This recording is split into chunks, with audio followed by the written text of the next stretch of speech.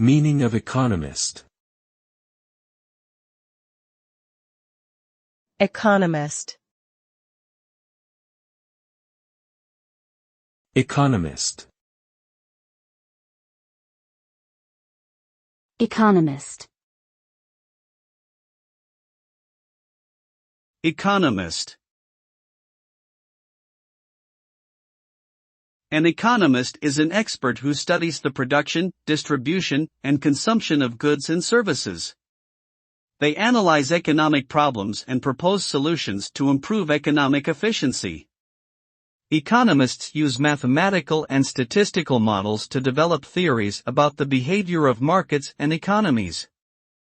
They also examine data and trends to identify patterns and make predictions about future economic conditions. Their analysis helps businesses, governments, and individuals make informed decisions about financial matters. Overall, economists play a critical role in shaping economic policy and promoting sustainable economic growth.